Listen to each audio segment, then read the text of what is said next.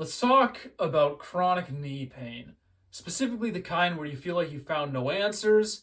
My idea is that chronic knee pain is related to the way in which we walk, and specifically ineffective gait cycles. So let me try and explain it this way.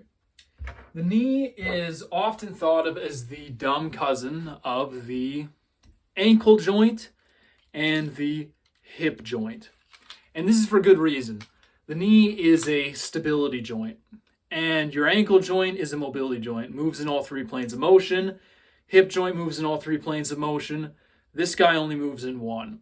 It's kind of like being the little sibling to your older siblings, where these older siblings are dragging you along for the ride, for lack of a better term. And this guy is just doing whatever because that's life for them. So, what is the implication of this? Let's talk about what the problem is that you're probably experiencing without even realizing it.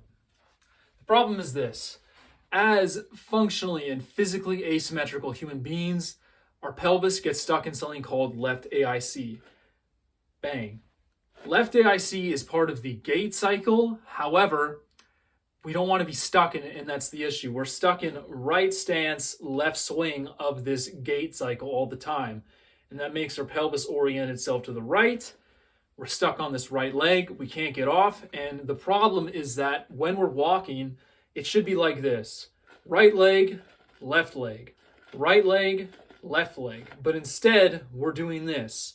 Right leg, right leg. Right leg, right leg. We stay stuck in that position and never achieve left stance properly in terms of how our pelvis is supposed to move when we're in left stance. And that is the crux of the issue. Now, there is a difference between left knee pain and right knee pain in terms of how we have to look at the issue. Ideally, overall, we want to establish something called left AFIR, which is basically just this. It's just the pelvis in its proper position when we are on our left leg. The difference lies in how we have to examine the issue, because when it comes to our right leg, we need to treat right knee pain as more of a gravitational stress and overload issue. Imagine you and some other person are in a rowboat. How much fun would it be to be the guy that is rowing the boat by themselves with someone else in it? That's kind of what your right leg is doing. It's the guy that's rowing the boat all by themselves while the left leg just hangs out, taking a smoke break. That's not what we want. We want reciprocal gait cycles. We want to be able to get onto our left leg, off our right, back and forth. We want to get into right AIC. However, we're stuck in left AIC. And right knee pain, again, it's about being stuck on that right leg more often than not. That's where the problem is. Left knee pain is a little bit different. Left knee pain is more about how the pelvis is moving. So because you're in left swing all the time, we are going to have a femur. I'm just going to use these pieces of construction paper to kind of demonstrate. On this left side, it's going to internally rotate. And when that happens, our tibia and fibula internally rotate as well.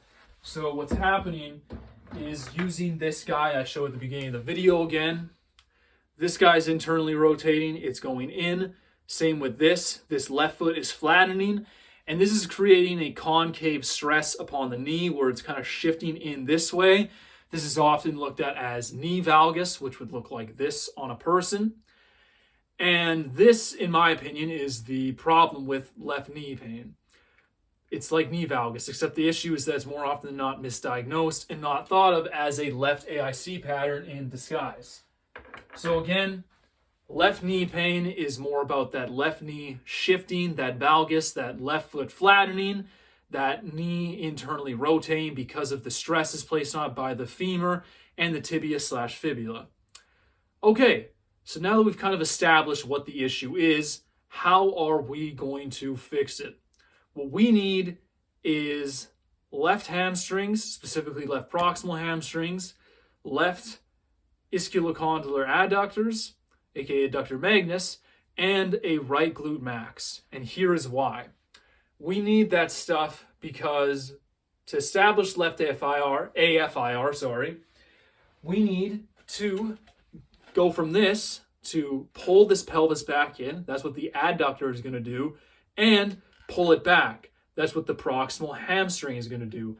All of a sudden, we are in left stance. However, we also need to figure out how to get off of this right leg properly, which is where the right glute max comes into play. The importance of the right glute max is that it attaches to, pretend this is a femur again, this femur here, it attaches to this sacrum back here, and it attaches this ilium up here. It has attachment points at pretty much everywhere you'd want to have attachment points to be able to actually get off of that right leg. It's a very large and powerful muscle, and it's going to help us externally rotate properly off of that right leg. So that is ideally what we want out of postural restoration in terms of solving knee pain. So I'm going to cut the video to me performing a technique that will help you establish left AFIR. But before I do that, just going to show you the one thing you do need to have to perform this technique. It's a rubber ball or some kind of similar resistive material that has some give to it. I bought this at Dollar Round for like $2. It should be about this size, so 4 inches or so in diameter. And this is important because it's going to help you utilize that left adductor and left hamstring in postural restoration exercises and establish left AFIR. So that's enough for me. I'm cutting it to the exercise. So before I discuss video-wise and show you exactly how to perform the technique, we need to go over positioning for said technique. So you should be able to see I am lying on my right side of my body. I have my head propped up on a pillow with my hand resting underneath my head to keep my neck, relatively speaking, neutral and in line with the rest of my body. And my hips and knees are bent at 90 degrees with my feet flat against the wall. And this is important. Make sure your feet are above the baseboard of your wall if you are someone that has baseboard on your wall, because you do not want your right foot to be placed higher, for lack of a better term, than your left. This is already what your brain is thinking is happening all the time in a left AIC, right BC pattern. So make sure those feet are evenly placed on the wall, depth-wise, I guess maybe is the better word to use. Okay.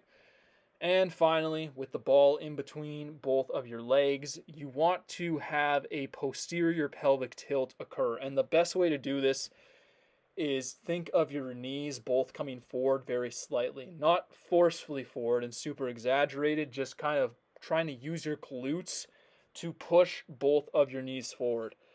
It's hard to tell in the picture because you can't see that I'm doing that from behind me, but that is an important part of the technique. It's going to make it more effective and make it easier to find that left ischiocondylar adductor that we are looking for. And I will discuss why my left leg is behind my right leg as the video is playing. Okay, so here you can see me. I'm getting set up to perform the technique with the aforementioned ball that I mentioned previously in the video. I'm getting organized to lie on my left side and getting comfortable. Again, positioning is huge with this technique, just as it is with every technique. So make sure you're in the right position, make sure it's comfortable, and make sure you know what you're doing. Putting the ball between my legs, here is what we are going to do. So I am going to inhale through my nose and pull that left leg back. Hopefully that is what you're seeing. And again, you could see me adjusting a little bit because I'm trying to get comfortable there. But inhalation through the nose, we are going to pull that left leg backward over top of our right leg. Our left knee should be coming further behind our right knee as we inhale. Then, when we exhale, we are going to push that left leg into our right leg, that left knee into our right knee, if you want to think of it that way. And we are going to exhale through our mouth. So again, inhalation through the nose, we're pulling that left leg back. Exhalation through the mouth, we're pushing that left leg into our right leg. All of this in that positioning that I previously mentioned with the frozen image shown, all whilst maintaining a posterior pelvic tilt.